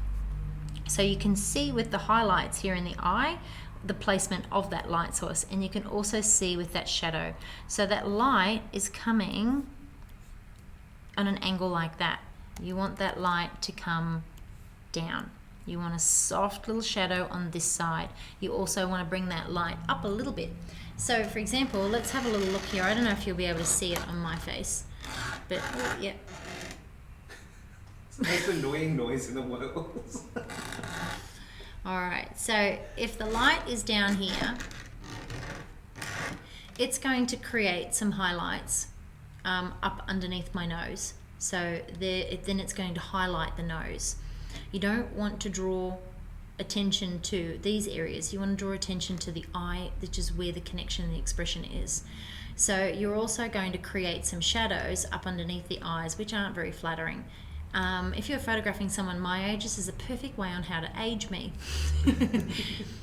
Also, now if we leave the light there but we raise it to the height here where we want it to be, you'll start to see there's like the beginnings of a shadow over here. It's very hard because there's another light up there which is filling. Turn this one down. Can you turn that one down Yeah. just a tad? I'm really talented.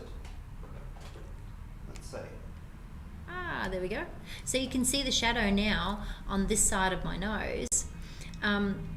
When that light is really side on like that, those shadows are going to become quite contrasty. You can see on the little baby's face that she's got a shadow in here that's quite sort of dark and contrasty, and then she's got a shadow right here. What you want to do, and you can see, I don't know if you can actually see, Yep. but the catch light in my eye here is quite off to the side, just like it is in her eye. Now, if I bring that light up and around to the front, what I'm going to do is spread the light further across to the other side of my face, and the shadow on this side will be there, but it's reduced and there's no hard line. So it's going to be nice and soft. Now this is obviously not a softbox, it's just a lamp with a little bit of baking paper over the top. But it's showing you basically the direction of that light and how you can eliminate some of these really contrasting shadows on the other side of the face. So just lifting that light and bringing it more on a 45-degree angle across the face, and obviously this is the full intensity. So if now the light source is there and it's on a 45-degree angle, but you wanted to soften it, you turn the light away, and now I'm getting a nice soft light. Oh, I'll come a bit closer because it's not very intense. But I'm going to get a nice soft light falling off the edge of the softbox across the face. It's really softening those shadows, so it's going to be less contrasting, if that makes sense. Okay, back to our image. So the next thing I want to talk about here, I'm going to have a quick drink of water. Okay, I'll let you do that. We've got quite a few people on now. We're up to 95. Can you repeat that, please? Do you want me? I had to bend over. That was quite a bit back. Now, that's from David. I think we'd actually moved on to the next image by the time that came up. But okay. The live will stay in the group, so they can go back and watch it. Absolutely. So these videos stay in the group. You can go. I do these critiques every month. You can come back and watch them. And fast forward, rewind. Find your image if you were able to submit it and you didn't get to see it, all of that kind of stuff. And I do obviously repeat myself a lot throughout these critiques, but we're being quite specific for each image. So we'll keep moving on here. Now, the next thing I wanted to sort of say here was when you're softening a background like this, like the color tones in this are beautiful, but when you soften and you paint over and blur something like this, down here, you start to lose a lot of the depth, the density in here. So I can see where you've kind of painted in here and around the ears and then obviously tried to mask it off and to blur it and soften it. But what's happened is you've tried to make that background nice and consistent in tone. We've lost that depth, those shadows. So it looks like the baby's sort of been separated and disjointed, I suppose is the word that I'm looking for here from the background because of that, the contrast and the depth and density don't match there. So be really careful because I'll show you to make it look like it's actually gelling a bit more connected, I suppose. And Kelly, what did you just do there? Just brought up the shadows? I went into curves and I just darkened down those shadows. And then you start to add more depth and density there, and it connects the subject and the contrast matches from the background to the foreground. Alrighty. The crop is really tight and great, but it is a little awkward in terms of the way that the baby's positioned. So maybe try to position that baby a little more square on, because the face is completely square on. The body's just kind of going off there into the edge of the frame, which is leading your eye away as well. I know at that age though they can be very wriggly. Oh, look at this baby. Look at these eyelashes. Goodness gracious. Okay, this is another age. I'm going to guess around that 3 to 4 month mark, where it can be quite a difficult age to photograph because they're only just starting to really interact with you. You've got a very small window to photograph them to keep their attention span, and they can't support themselves. So you've obviously got to put them into, sort of props and things like that to keep them nice and safe and comfortable and so forth. So having a look at this, I can see that you've gone to a little bit of, a lot of trouble to kind of style this image in terms of, a prop and flooring and some flowers. And then the wrap over the top here. So it's so close, but there's just a few things that you need to do to kind of improve this particular image. The first thing is the background. There's a lot of distracting elements in the background. Number one is obviously all of these lines. When you've got a prop in the middle of a frame and you've got things around the outside, you've got wraps, you've got all these lines, you've got all this stuff happening around the baby, you don't need to introduce a background with more texture and lines that don't match or complement the main focal point of this image, which is what you've got going on in the center of the frame. So also, the first thing I can kind of see is where there's been a little bit of darkening down and patching up of the floor. So it's either the floor wasn't quite big enough for this frame, or it had some wrinkles in it that you've tried to sort of fix. So as I zoom in here, and when I'm retouching my images, I zoom in all the time because every pixel has to be right. So I can kind of see with some of these vinyls, they can be really hard to, like store in terms of keeping them nice and smooth. They can get creases in them quite easily. So you need to come up with a storage system that is going to help you. I can see here that there's some creases down here. It's really hard to get rid of them. When I am working with a background like this and I want to get rid of some of these particular creases, I will work with my patch tool, I'll work with my healing brush tool to kind of reduce some of these lines. But you do need to be quite careful when you're doing it, because when you're not careful and you try to do it fast, you can see just by sort of following those lines there with the healing brush tool, you can see how I've been able to remove that line there. But up here, when you start trying to sort of fix things, and if you don't match up the lines, it can start to become really messy and distracting. So you've got to be more accurate with your retouching when it comes to textures and detail in a background and keeping them nice and consistent.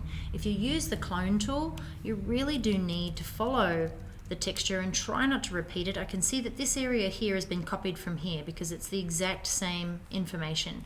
So for example, there's a dot there. If I'm going to clone over something here, then I'm going to go to a space it's going to be pretty straightforward. I'm going to follow the line, and then I'm going to start painting to keep it nice and consistent so that I'm not getting repetition in the areas that I'm trying to fix. If there's problems in that background. So you can sort of see being able to do it that way, as opposed to if I use the patch tool, if I want to fix this area here, if I go like this but I don't quite match it up, that's when I'm going to end up with those issues like you had before. So just sort of going around the edge of the frame, there's a few more creases there. The texture is quite sharp. Also over here, the perspective is kind of off with where you've tried to fix that. And this is softer, so I can see that this has been taken from another part of the image and sort of flipped and placed back up there. Backgrounds can be really hard to get perfect, but when you're doing a setup like this, keep it simple. Go with a really plain background to make it all about the baby. You don't need to do this, because when you do come into problems with the background being inconsistent or having flaws and you're trying to fix them, sometimes you're going to make it worse than what it was to start with. All right, so the light here, we've got a really intense burst of light that has come through onto this baby, and what's happened is it's created some shadows around the outside here. So you want to pull that light back, reduce the intensity of that light, which is the amount of light that comes out of the center of that light. So when you have a burst of light from a strobe come out of there, it's going to come down and it's going to go whack and light that subject. That probably wasn't the best way to explain that. I didn't get to drink all of my coffee.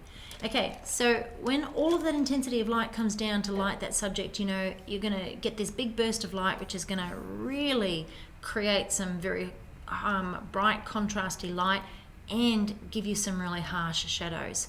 So you want to pull that light back and feather it. So when that burst of light comes out, you're getting all of this beautiful soft feathered light. If you want to create a nice bright airy image like this, your light needs to come in obviously from one side. You need to fill the shadows from the other. So the lighter, the brighter the image that you want, the bigger the reflector and the closer that reflector needs to be to the subject to get that lighting nice and high key. Alrighty. And yeah, posing with a baby like this when they're awake, it's very difficult because they're going to move their little arms and legs, but you want to try and get attention, the attention of that baby. I can see something's caught their eye and they're off looking to the side, but to keep the focus in the center of that image, you need to get the connection with that baby. And this is where, again, you don't want parents jumping up and down behind you. Alrighty. Keep exploring these different styling techniques though. You just got to remember, less is always more. You don't want to be just adding for the sake of it. You want to be making the focus all about that baby. Carmen's got a question. I think it's referring to the previous image again. Do you ever use a 50% grey layer for shadows or only curves?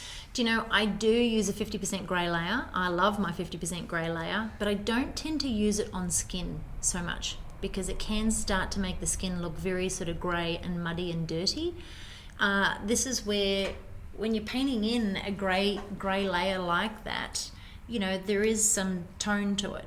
So if you want to you know, dodge and burn, I suppose is what people call it, skin tones, you're better off doing that and matching those skin tones that way. But I use 50% grey when I'm working with highlights and shadows in usually all of the detail parts except for the skin. So I do it in, you know, the background, I do it in the flooring, I do it in I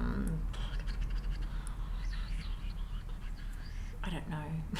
Other than do you know the subject? Yeah, that's it. So yeah, a 50% grey layer is probably one of my go-tos when it comes to award printing, in terms of either bringing out shadow or reducing highlights, but also just bringing out detail. Okay, alrighty. Oh, I love just this. This is such a peaceful, soft image, and I love these beautiful green tones. The only thing here, like, I feel like the headband is somewhat overpowering the baby. I feel that it does match the outfit, but it's kind of, I don't know, too bright, I suppose, for this setup. I think that this little outfit and this green background is just gorgeous, and there's too much white in the headband because it's nowhere else in the image. I also feel like the skin is a little flat and grey. It needs to be warmed up just a little bit, and some sort of depth added to it, like a little bit of contrast even. So for example, like even if just I can see here, you know, that where all the detail is in the file, if I just bring those shadows down just a little bit there, all right,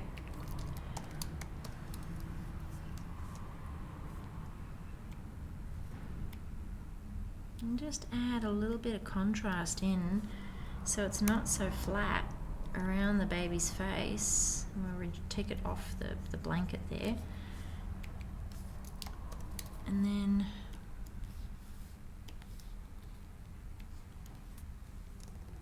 bring it off the cheek and the lip. Just adding that little bit of contrast there will help draw your eye more into the face by giving it some more depth. It just looks a little flat at the moment there, but I love the treatment of the background and the little outfit. The face just needs a little bit of depth. Also, when you're taking a side portrait like this, so what we can see here is, where's my brush? I'll get rid of this layer. Okay, we can see a little bit of eye, and then the side of the face comes down and it just connects with the top of the nose there, right there. So when you're taking a side profile shot like this, you either want to be side on, so you're getting a nice outline of the side of the face, or you want to be on an angle here, so you're actually seeing all of that eye on the other side, and you can see a decent amount of cheek. You're probably looking at this side with this camera. Yeah. You're seeing a decent amount of cheek on this side of the frame. So when the nose, I'll turn, when the nose starts to sort of intersect with that cheek, this side of the face becomes quite distracting, because it's neither here nor there. You're not seeing all of it, but you're seeing some of it. So you either want to be sort of more on an angle and sort of positioned like that and seeing all of that nose and some of the cheek, or completely side on to see all of that side profile, if that makes sense. So just coming around a little more to see a bit more of that cheek and eye on the other side. But yeah, it's a very peaceful kind of moment there, which is really quite lovely. Alrighty. I'm looking for the baby's hands. It's this is one thing for me with this. These blue setup is great. I'm enjoying the sort of position of the baby. In terms of the composition. Okay. When you don't have those hands there connecting the head to the body, it can sometimes just look like a floating head. There is enough contrast here in the image to show you that there is a body, but the hands are what connect you. So it looks nice and connected. In the background over here, these aqua blue colors are just a little bit too bright. So that means that your direction of light is coming in, and it's coming in like this, so that it's spilling off into all of this area here. You want to bring that light in from a more higher perspective here, and then you want to have it turned further this way. Let me just get rid of some of these lines. Going on there. So for example, back here, if your softbox is here, you want to turn it towards you so that the spill light off the edge of that softbox is going to come across the baby's face. So at the moment, if I'm the baby in this particular shot, I'll lift it up a bit. If I'm the baby in this shot, what's happening is, I haven't got it on. The light is coming in this direction, so it's lighting behind me and it's lighting the side of me, and then this side's going to be more contrasty. What you want to do is bring that light, sort of up a little higher and around towards the front, and then turn it away. Now that this beautiful soft light is going to come across the baby, and it's not going to be lighting the background, and it's going to reduce all of this up here that's really bright and overexposed and somewhat oversaturated, so you won't have those distracting parts in the background there drawing your eye away from the main subject. So yeah, see hands. Also just up here in the hair is quite cool. You can see some blue tones up here as well, and just be careful with those and get that focus right. The baby is just out of focus, so you want to get that photo nice and sharp. Move that focal point to, the eye that's closest to the camera. The baby's in the bottom 2/3 here, but I would have potentially had the baby off to this side of the frame, because that head is on a slight angle towards this side of the frame. So I always, if I'm going to have negative space in the frame, it's the direction of the baby's face and body that should lead you into that negative space. Rightio. This is our last image. Our last one. Okay, so what I can see here is this, these beautiful babies, but two really strong lines that are competing for the attention here in the background. There is a lot going on in this frame. We've got a line coming down here, we've got lines coming here, and lines coming here. Now they're dominant because they're a different tone and color to the background, so it's contrasting. And then you've got a line up here, and a line here, and a line here, and then another one here, and then you've got lots of lines going down here. And then we come back to these babies, so you just need to be careful with the amount of detail outside of the main focal point of this image. that is going to continually draw your eye around. So for me, I don't think that the background and the foreground are really necessary in this particular image. Like, I think that the photo is here. Like, I'm enjoying the prop. So just consider when you're taking a photo like this, maybe coming in a little closer. You know, fill the frame with your subject.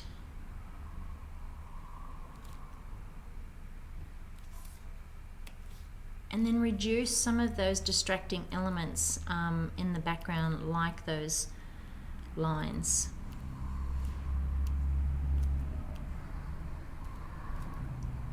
I think we need to make a call to some of our prop vendors to reduce the lines for us.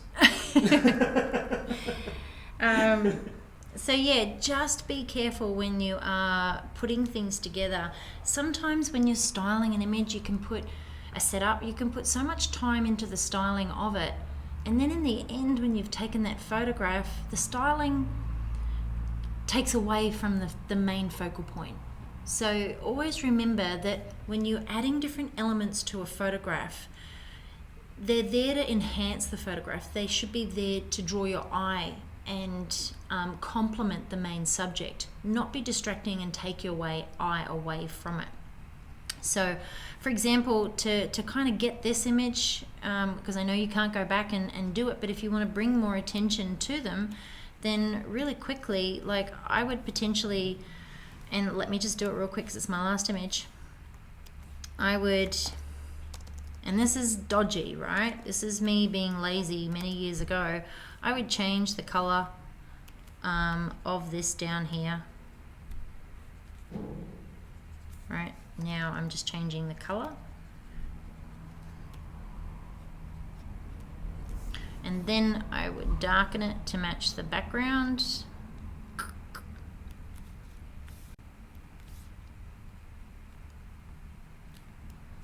And I'm doing this so rough just because we're running out of time and I've got a very special shoot to do, which I'm going to go live and share some of it with you in a little while. Okay, but you can see my point here. I'm darkening this down to match the background because it doesn't need to be there. Probably wouldn't darken this down that much. Darken down the background, the foreground, and then we use a layer mask and we take it off all of the areas that we don't want it to affect. Garrett's laughing at me because he knows how dodgy this is. But it's just basically, this is not how you would do it. This is just to show you what I mean by sometimes less is more. So let's bring the focus straight back into those babies. Now the babies are the focus, and that's kind of what I'm trying to show you. I'm trying to show you how to bring all of the elements that you put together in terms of composition, in terms of camera angle, in terms of styling, all of those things, your lighting. How do you make the baby the main focus, the hero of your image? Because at the end of the day, I truly believe that when we pick up our camera, you know, we are artists, so it is our creative vision on how we bring these images to life. But we can't forget that we're being paid for a product and service. Our clients are paying us to produce something for them. These photos, you are creating for them. So it's important that you communicate with them, you connect with them, you talk to them throughout the entire session, ask them what it is that they love, ask them about the colors in their home, create images that are going to hang on their wall forever. Ask them, you know, if they've got any particular favorites, if they have any feature pieces of furniture in their home. Do they have a particular wall in mind where they're going to hang some of the photos from the session? Ask them those questions prior to the session. Send me some photos of, you know, your living room so I can get a feel for the textures and colors that you have in your home, so I can create beautiful pieces of artwork that are going to hang on your wall, and I know you're going to cherish those. So we're going to stop creating pieces of art for other photographers or doing it away because other photographers do it. So we've seen there's been some amazing photographers in our industry that use certain elements. So all of a sudden, well, I'm going to use those same elements. Well, no. Create photographs for your clients. Stop creating photographs just because someone else has created it or just because somebody else has done it. And don't buy props just because somebody else has done it. You need to be unique. You need to stand out and stay true to yourself. So find stuff that resonates with you, find your own rhythm and style, and practice until you get it right, and then communicate with your client and create photos for them. That's what it's all about.